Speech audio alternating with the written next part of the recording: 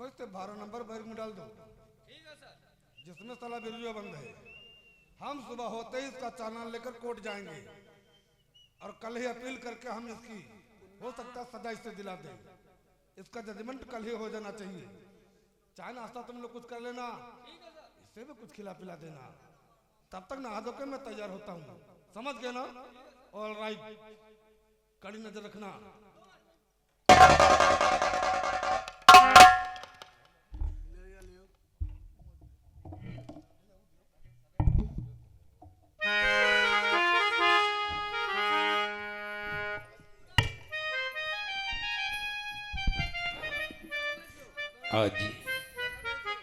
आज 4 साल के जेल की सलाखों में न जाने हमारी पत्नी कहाँ होगी, न जाने हमारा बेटा कहाँ होगा।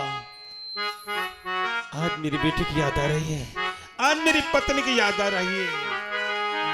रहा गरी दिसो में हरदम मेरे इश्क का सितारा, कहीं डगमगा जे कसती, कहीं खो गया किनारा। रहा गरी दिसो में हरदम।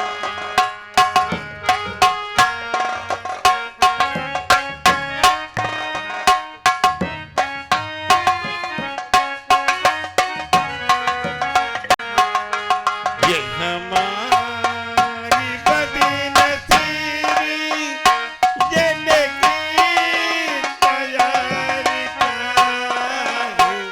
ये हमारी बदनसीबी, ये लेकिन तैयारी का है।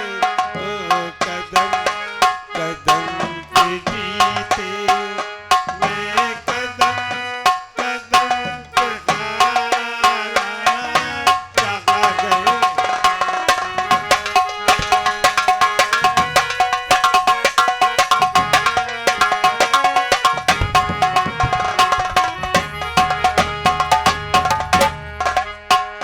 कोई दिल के खेले खेले, ये महाबत कोई दिल के खेले खेले,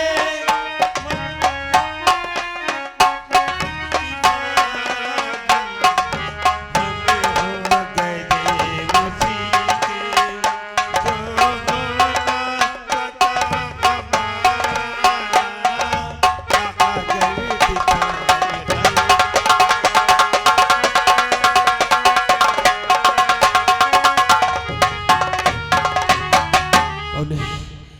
कौन है तुम मेरी तरफ से जेल में आज सुबह रहा मेरे भाई। कौन है? तो मेरे बिरजू भैया की आवाज है। कौन बिरजू भैया? बिरजू भैया तुम? बिरजू भैया कहो कैसे तुम आते बिरजू भैया।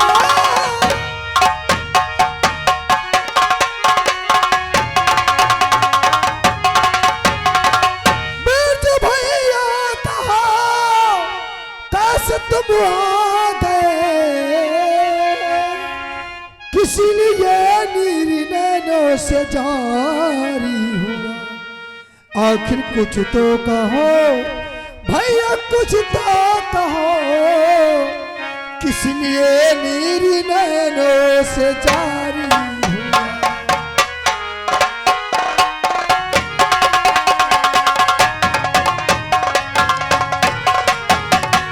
मेरे भाई ते मेरी कहानी जानना चाहता है।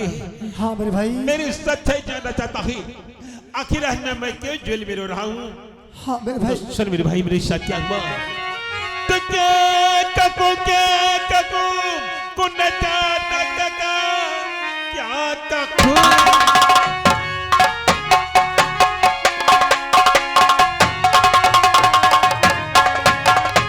तो क्या कहूँ कुन्ना चाहता कका, जेलिया न पड़ा काम को तहे मारे डाला बहन को पर धान में, जेलिया न पड़ा काम को तहे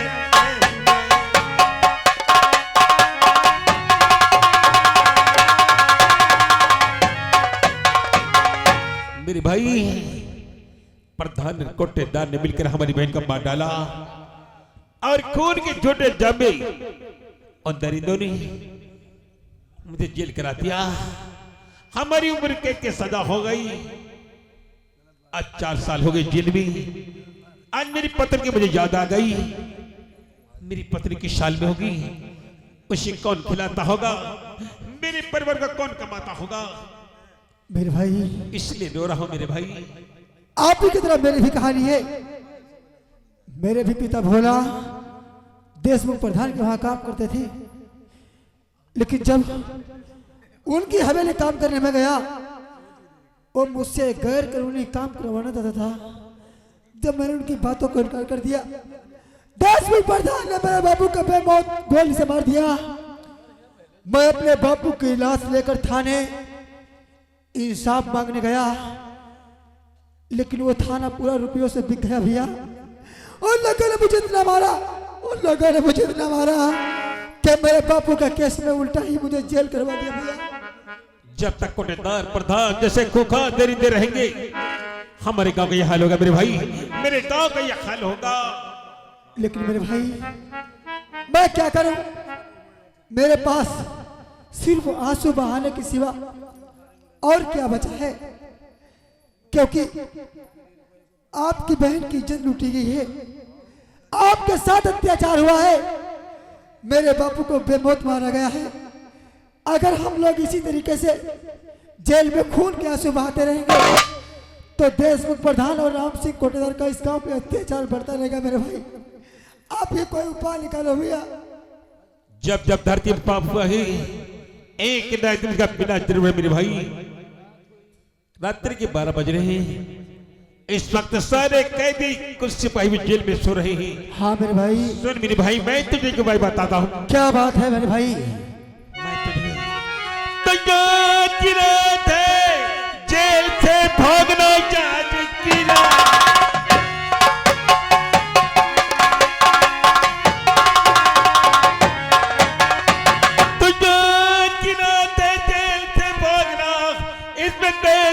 मुझे भलाई नहीं, वरना फांसी के तख्ते पर चलना पड़े, ढूंढने से मिलेगी कमाई।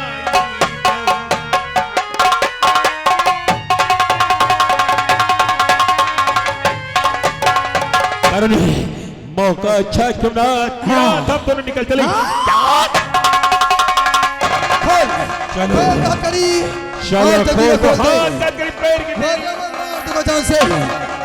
जल्दी कर, जेल वाला न बचने से पहले हम दोनों निकलते हुए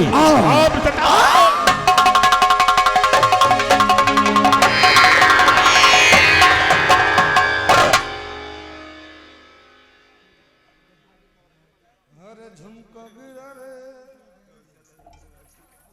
बरेली की बाजार में। का हो तिवारी, का हो गया? सर बहुत गजब हो गया।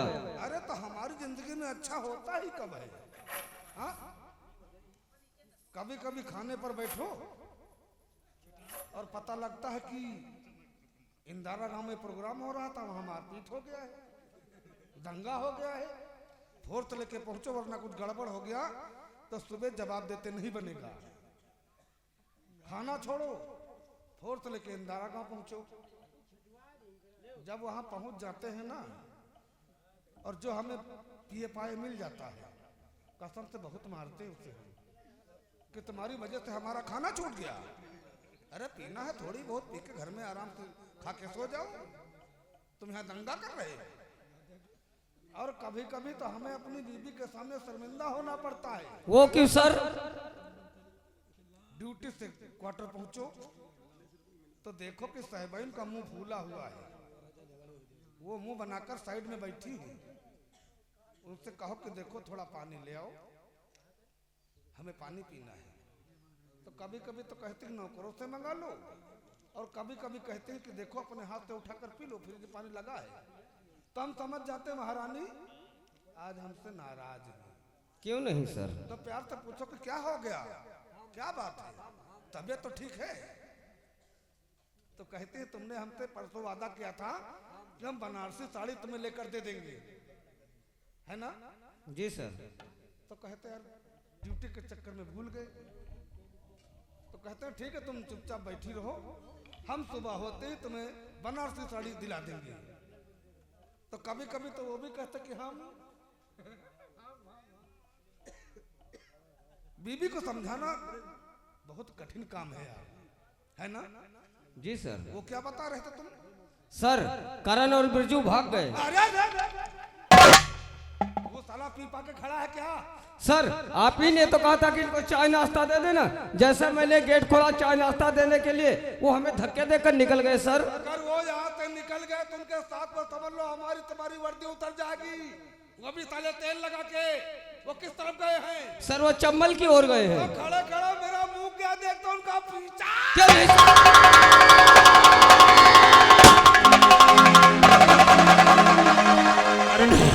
हाँ चारों तरफ पुलिस के शरण बच चुके हैं। हाँ मेरे भाई, भाग भाग।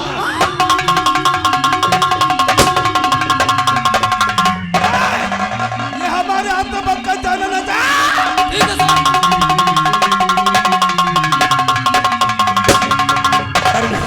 बचने के बचने के तरीका है, चारों तरफ में पुलिस नाकाबंदी कर दिया है।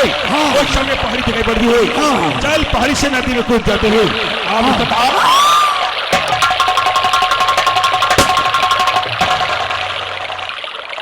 वही हुआ जिसका हमें डर था। सर हमें लगता है वो नदी में कूद गए। सही कहा तुमने। और नदी में काफी बाढ़ भी है। ये चंबल नदी का पुल पार कर चंबल पहुंच गए। चंबल पहुंचने का मतलब कि जो चंबल गया चंबल का हो गया। अब वो हमारे हाथ नहीं आएंगे। तुम दोनों थाने पहुंचो और थाने में थोड़ी बहुत तोड़ फोड़ कर दो। लाकअप का ताला तोड़ देना। ठीक है सर। मैं लिख कर दूंगा कि वो हमें चकमा देकर निकल गए। और यह मनोज खबर में प्रधान जी को पता करके आता हूँ, क्योंकि वो साले दोनों उनके जानी दुश्मन थे। तुम थाने जाओ। क्यों नहीं सर? मैं प्रधान के पास जा रहा हूँ।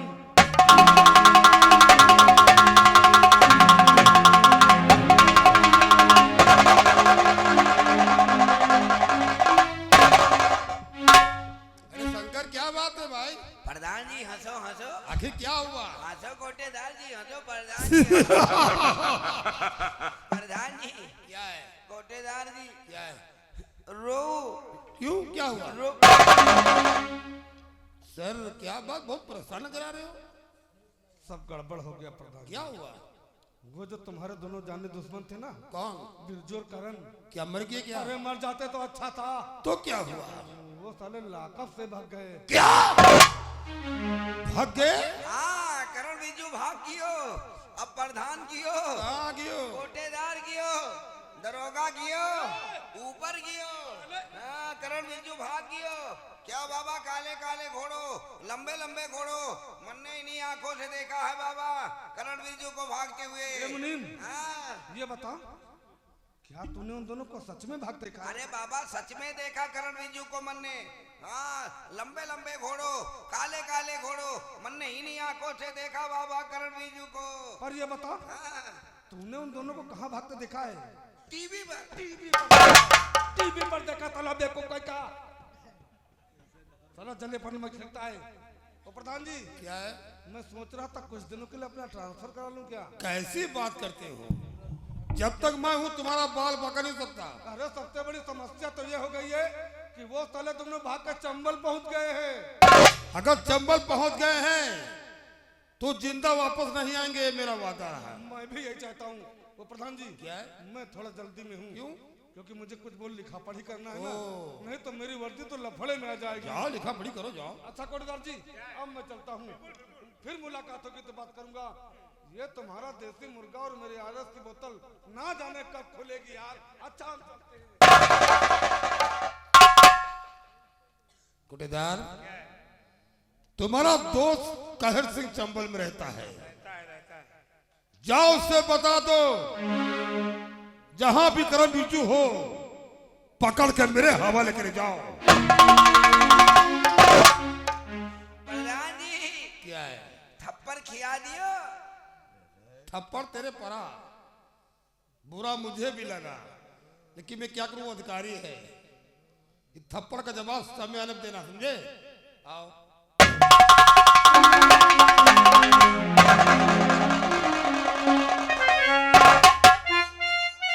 क्या बात कोटेदार, बहुत परेशान नजर आ रहे हो। कहर सिंह बड़ा गजब हो गया। हुआ क्या है? तू भागा है जेल से, बीजू सुनो तुमको सुना।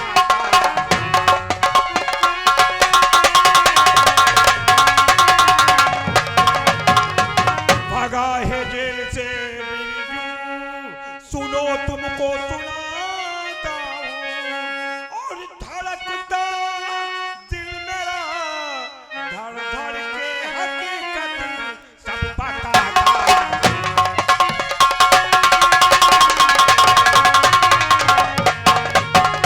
किया पीछा पुलिस ने, पकड़ उसको नहीं पाई।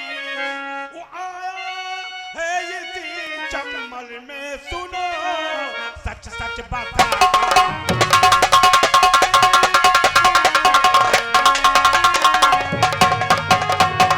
भोला किसान का बेटा करण और बिरजू, ये दोनों चकमा देकर के जेल से फरार हो गए। तुम चाहते क्या हो कोटेदार? अरे चाहते क्या, पुलिस ने तो उनका पीछा किया लेकिन उन्हें पकड़ नहीं पाई, क्योंकि तुम्हारे चम्बल के अंदर आ गए हैं। हमें करण और बिरजू चाहिए। करण और बिरजू कोई बकरी का बच्चा नहीं कोटेदार, क्योंकि हम उनकी गर्दन में रस्सी डालकर तुम्हारे हवाले करते हैं। काम कितने भी खतरे का हो, कहर सिंह जो भी काम करता है तो सिर्फ रुपयों के लिए। कितना रुपया चाहिए? पूरे 1 लाख। घबराओ नहीं, तुम तो मेरे दोस्त हो। इस काम के लिए हम प्रधान से तुम्हें 1 लाख दिलवाऊंगा, लेकिन इतना जरूर ध्यान रखना, करण और बिरजू ये दोनों हमें मुर्दा नहीं बल्कि जिंदा चाहिए। मिल जाएंगे।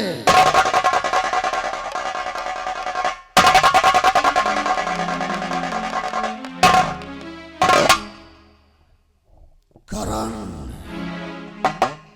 बिरजुआ,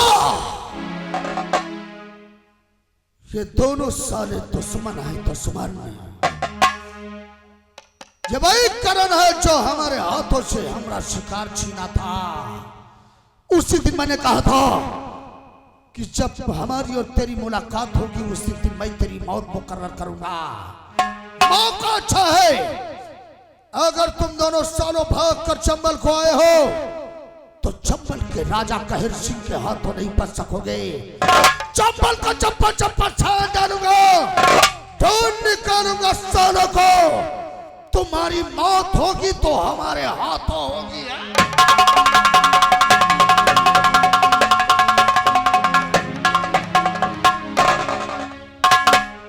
क्या बताऊं, करण ने मुझसे वादा किया था कि शिवानी मैं तुझसे मिलने के लिए बहुत जल्द आऊंगा, और अभी तक तो न करण आया है न तो करण का कोई मैसेज आया है।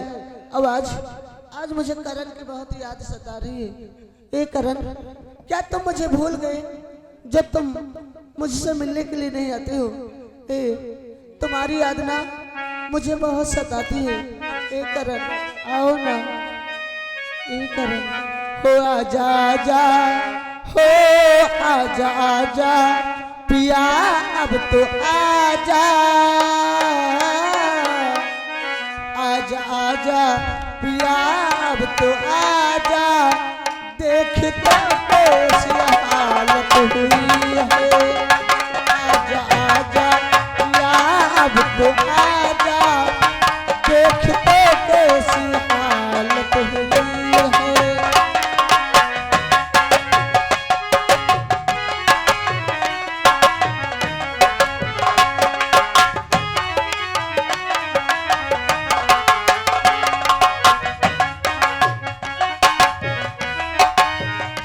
आके हमको गले से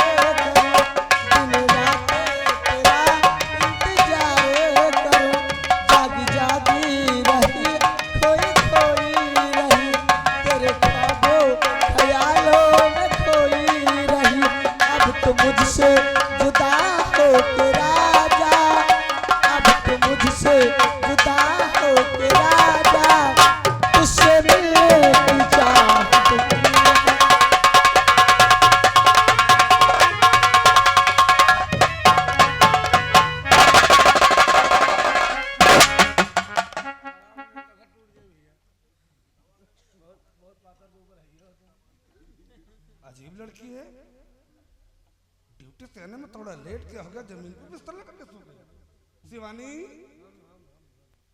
लगता मेरी बच्ची गहरी नींद में है।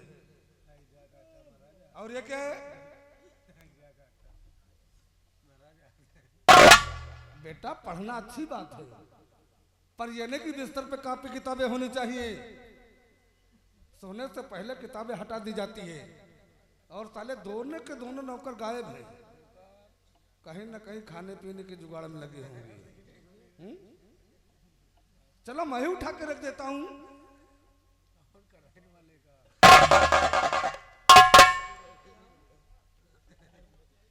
अरे वाह, हमारी बच्ची दिल लगा के पढ़ाई करती है, क्यों ना करे। इसे अच्छे नंबरों से पास जो होना है। अरे वाह, कितनी प्यारी हैंड राइटिंग हमारी बेटी की है। हाँ, कितना सुंदर लिखती है। ये क्या है?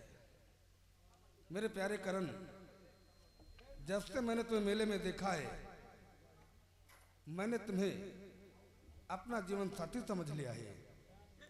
मैं तुम्हें दिलो जान से चाहती हूँ और मैंने शादी करने का फैसला भी कर लिया है। लेकिन तुमने मुझसे वादा किया था कि नदी के किनारे शाम को 4 बजे मिलने के लिए आऊंगा। ना ही तुम आए और ना ही तुम्हारा कोई खत आया है। मैं अपने चाचा से झूठ बोलकर तुमसे मिलने के लिए रोज आती हूँ। तुम्हारे न आने से उदास होकर मैं अपने घर चली जाती हूँ। अगर तुम मुझसे कल तक मिलने नहीं आए ना, तो तुम्हारी याद में तड़प तड़प के मर जाएगी तुम्हारी प्यारी शिवानी। ओ माय गॉड, तो ये मामला है। अब तो इससे पूछना पड़ेगा, वरना ये तो मेरी नाक कटवा देगी। हाँ, इसीलिए बार बार कहती चाचा मैं घर से नहीं हॉस्टल से पढ़ाई करूंगी। मैं सोच रहा था कहीं मेरे सिवा घर में कोई है नहीं, इसे डिस्टर्ब कौन करेगा। अब तो यही बता सकती मामला क्या है। शिवानी, ए शिवानी, शिवानी! चाचा जी आप? ये कॉपी तुम्हारी है ना? जी हाँ। मैं तुमसे जो कुछ पूछता हूँ उसका मुझे सही सही जवाब चाहिए। क्या पूछना चाहते हैं चाचा जी? तेरी तबीयत तो ठीक है? जी चाचा जी।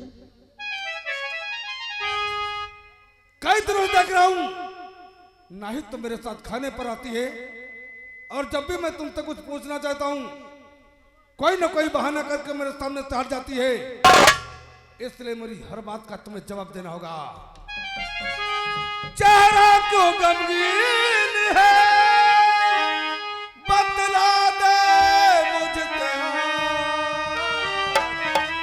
अपने दिल का, मुझसे कहो बेटी तारा।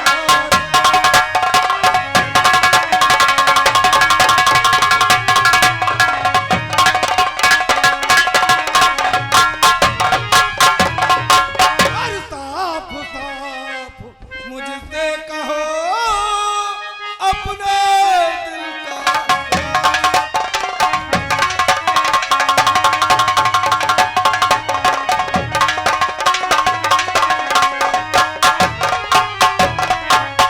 क्या मैं अपने चाचा को अपने प्यार के बारे में कैसे बतला दूं? फिर भी कुछ बताना पड़ेगा। चाचा जी मैं क्या कहूँ, दर्द दिल का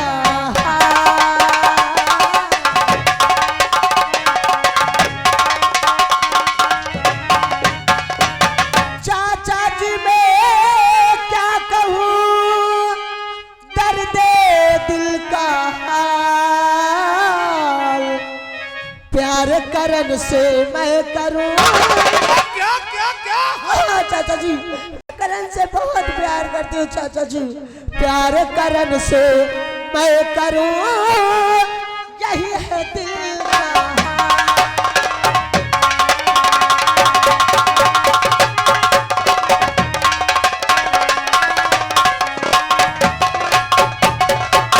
अरे मैं क्या सुन रहा हूँ? वाह शिवानी वाह! बचपन से लेके आज तक मैंने तुझे अपनी औलाद की तरह पाला है, क्यों नहीं चाचा जी? और आज छोटी सी बात को लेकर तूने मुझे बेगाना बना दिया। नहीं चाचा जी, ऐसी कोई बात नहीं है। मैं आपसे बताने वाली थी, पर मैं आपको डर रही थी कि कहीं आप मेरी बातें सुन के नाराज ना हो जाए चाचा जी। हाँ चाचा जी, वैसे भी कोई लड़की अपने शादी की बात खुद अपने चाचा या पिताजी से नहीं कहती है। सही कहा तूने, बिल्कुल सच कहा मेरी बच्ची। इस दुनिया में इतनी बेशरम लड़की कोई नहीं होगी जो अपनी शादी की बात वो अपने पापा या चाचा से डायरेक्ट कहेगी। सही कहा तूने। पर शिवानी, जी चाचा जी, मैंने तुझे कितनी अच्छे से परवरिश तेरी की है, अपनी औलाद की तरह मैंने तुझे पाला है। क्यों नहीं? और मैं जो भी करता हूँ तेरी खुशी के लिए तो करता हूँ मैं, क्यों नहीं चाचा जी? है ना? जी हाँ। अगर तूने मुझसे पहले कहा होता कि तुझे कोई लड़का पसंद आ गया है, तो मैं तेरे रिश्ते की बात लेकर उसके घर जाता, उसके माता पिता से बात करता, और ऐसे धूमधाम से मैं तेरी शादी करता कि सारा शहर यही कहता कि आज इस पटर अजय राणा के भतीजी की शादी है। लेकिन तूने जरूरी नहीं समझा। चल कोई बात नहीं, पर ये बता, तू जिसे अपना जीवन साथी बनाना चाहती है, जिसके नाम का मंगलसूत्र अपने गले में डालना चाहती है, और जिसके नाम का सिंदूर अपनी मांग में सजाना चाहती है, वो खुशनसीब कौन है, क्या करता है, उसका बिजनेस व्यापार क्या है? अरे बेटा, हमसे मिलाओगी? क्यों नहीं चाचा जी, मैं आपसे जरूर बतलाऊंगी। उसका नाम करण है, वो रूपनगर गांव में रहता है, भोला किसान का लड़का है। मैं उसी से प्यार करती हूँ चाचा जी। भोला किसान, ये प्रधान जी का नौकर है ना? जी हाँ। उसी का बेटा करण है। जी चाचा जी। वाह शिवानी वाह, मान गए तुझे और तेरी पसंद को। तू उसे अपना जीवन साथी बनाना चाहती है, जी चाचा जी। उसके नाम का मंगलसूत्र अपने गले में डालना चाहती है। जी हाँ। अरे तेरी मांग भरने से पहले उजड़ जाएगी। क्यों चाचा जी? क्यों? जानते क्यों? हाँ। क्योंकि इस समय वो तेरा हरामी करण साला जेल में सजा काट रहा था। नहीं चाचा जी, मेरा करण जेल में नहीं हो सकता है। अगर मेरा करण जेल में है तो आप मेरे करण को जल्द से जल्द छुड़ा करके लाइए चाचा जी, वही ना मैं करण के बगैर जिंदा नहीं रह पाऊंगी। अरे ठहर ठहर ठहर, तुम लड़कियों में ही तो खास बात होती है, छोटी सी बात को लेकर मर जाऊंगी। अगर तुझे करण नहीं मिला तो तू मर जाएगी, लेकिन अगर यही बात देश प्रधान को मालूम हो गई तो वो तो ऐसी जगह मेरा ट्रांसफर करवाएगा कि मैं यूपी देखने के लिए तरस जाऊंगा, क्योंकि उसका उठना बैठना बड़े बड़े नेता और मंत्रियों के साथ है। शिवानी, जी चाचा जी। देख बेटा, तू जानती है कि मैं सरकारी अफसर हूँ। जी हाँ। कोर्ट मुझे कभी इस बात की परमिशन नहीं देता है कि मैं किसी मुजरिम की जमानत ले लूं। हाँ, करण के छूटने का एक उपाय है मेरे पास। क्या उपाय है चाचा जी? बेटा, करण की जमानत तू ले ले। क्या मैं? बिल्कुल। तो चाचा जी मुझे करना क्या पड़ेगा? अरे छोटा सा काम। क्या काम है? मैंने तुम्हें अगले हफ्ते एक फाइल दी थी ना? जी हाँ। उस फाइल पे तू साइन बना दे। वैसे भी मुझे कुछ काम से हाई कोर्ट जाना है, कैसे भी करके शाम होने से पहले मैं तेरे करण को छुड़ाकर तेरे पास ले आऊंगा। चाचा जी, अगर ऐसी बात है ना तो मैं करण को पाने के लिए अपनी जान देने के लिए तैयार हूँ। आप एक मिनट ठहरिए चाचा जी, मैं फाइल पे साइन बना के अभी आती हूँ। Very good.